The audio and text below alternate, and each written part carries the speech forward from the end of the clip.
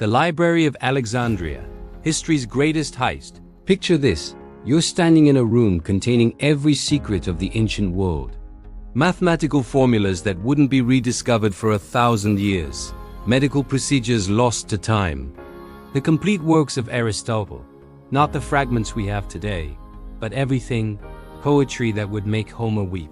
Scientific treatises that could have jump-started the Industrial Revolution 15 centuries early. And then one day it's gone. All of it. Welcome to history's most devastating loss, the Library of Alexandria. But here is what they do and tell you in school. The library didn't just burn down in one dramatic conflagration. The truth is far stranger, more complex, and infinitely more tragic. The impossible dream. In 305 BCE, Ptolemy Isoter, one of Alexander the Great's most trusted generals, looked out over his newly acquired kingdom of Egypt and decided to do something audacious. He would build a library that would contain all the knowledge in the world. Not some of it, not most of it, all of it. To our modern ears, this sounds like the fantasy of a madman. But Ptolemy was deadly serious, and he had the resources of the wealthiest kingdom in the Mediterranean to make it happen. What followed was perhaps history's most aggressive knowledge acquisition. Campaign 1, that would make modern corporate espionage look tame by comparison. Here's where it gets interesting. Ptolemy and his successors didn't just politely request books. They seized them. Any ship that docked in Alexandria's harbor was searched, and if scrolls were found, they were confiscated, copied by the library's scribes, and the copies, not the originals, were returned to the owners. The originals went into the library's collection, marked with the tag "from the ships." But it gets better. Ptolemy III borrowed the official state manuscripts of the great Greek tragedies from Athens' works by Aeschylus, Sophocles, and Euripides, putting down a massive deposit of 15 silver talents, equivalent to several $1 million today, to guarantee their safe return. He had them copied, sent the copies back to Athens, and kept the originals. He forfeited the entire deposit without blinking. That's how valuable these texts were to Alexandria. The impossible numbers at its height. Estimates suggest the library contained somewhere between 400,000 and 700,000 scrolls. But here's the thing that blows historians' minds. Yes, not 400,000 to 700,000 individual works. A single work might span multiple scrolls. Homer's Odyssey alone would have required multiple scrolls. We're potentially talking about 100,000 or more separate works. To put this in perspective, if you wanted to read just one scroll per day, it would take you over 1,000 years to read through the collection. The librarians didn't just store these texts. They cataloged them, creating the ancient world's most sophisticated bibliographic system. Callimachus, one of the head librarians, created the Pinaxa 120-scroll catalog that essentially invented the concept of library science. But the library was more than just a repository. It was the world's first major research institution. Scholars received stipends from the Ptolemaic dynasty to live and work there. They had no obligations except to study, think, and push the boundaries of human knowledge. It was academia before academia existed. The minds that walked those halls, the roster of scholars who worked at the library, reads like a greatest hits compilation of ancient genius. Euclid systematized geometry there, the same geometry you learned in high school. Eratosthenes calculated the Earth's circumference with stunning accuracy, coming within 2% of the correct figure using nothing but shadows, geometry, and brilliant reasoning. He didn't think the Earth was round. He proved it and measured it. Aristarchus proposed a heliocentric model of the solar system 1,800 years before Copernicus. Let that sink in. In the 3rd century BCE, a scholar working at Alexandria suggested that the Earth revolved around the sun, not the other way around. Imagine if that knowledge hadn't been lost. We might have reached the scientific revolution during the Roman Empire. Heron of Alexandria invented the first steam engine, not as a power source, but as a novelty toy for temples. The ancient world was perhaps one crucial insight away from an industrial revolution, and it was happening right there in Alexandria's halls. The first death here is where the story gets murky, and where myth and history become hopelessly entangled.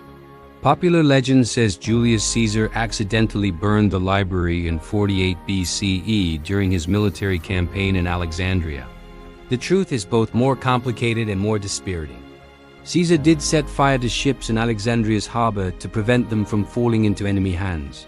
That fire spread to some waterfront warehouses that contained books destined for the library, perhaps 40,000 scrolls. But the main library? It survived. Contemporary accounts confirm scholars were still working there decades later. The real damage came slowly, like 1,000 paper cuts across centuries. When Rome conquered Egypt, the library lost its royal patronage. Budget cuts forced the institution to reduce its operations. Scholars left for better opportunities elsewhere.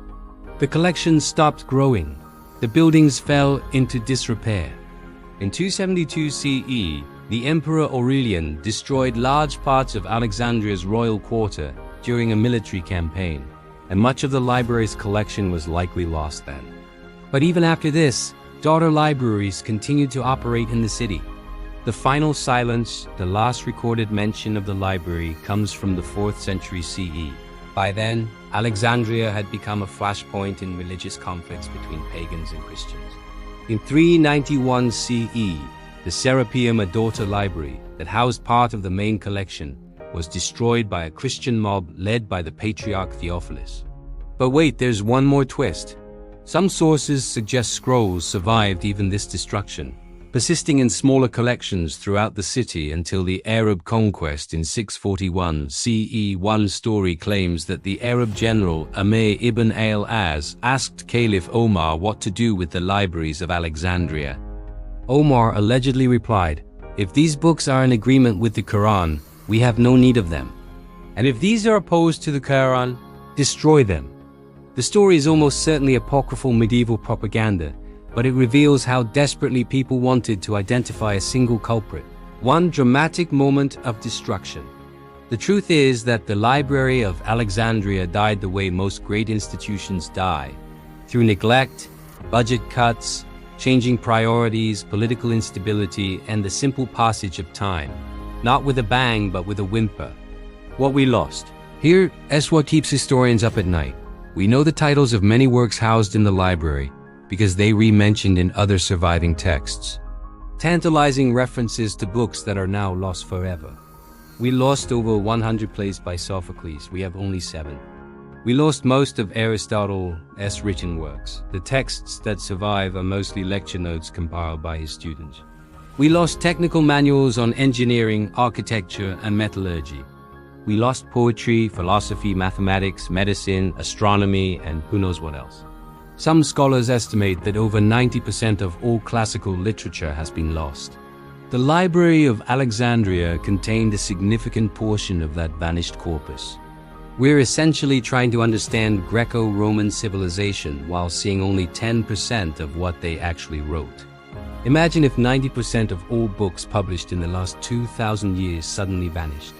That's what we're working with when we study the ancient world. The ghost that haunts us, the Library of Alexandria, haunts our collective imagination because it represents the ultimate nightmare, knowledge gained and then lost. It reminds us that human progress is not inevitable, that civilizations can move backward as well as forward. But here's the final twist. In our digital age, we're building our own Library of Alexandria, the internet. It's vast, comprehensive, and contains more information than Ptolemy could have dreamed possible. But unlike stone and papyrus, digital information is fragile. Websites disappear, formats become obsolete. Companies go bankrupt, taking their servers with them. Link rot is real. Are we building another Library of Alexandria? And if so, what will future historians say when they look back at what we've lost? The lesson of Alexandria isn't just about what happened 2,000 years ago. It's a warning about what could happen tomorrow if we don't actively fight to preserve what we know. Because the fire that destroyed humanity's collected knowledge in ancient Egypt isn't burning in the past. It's always just one spark away.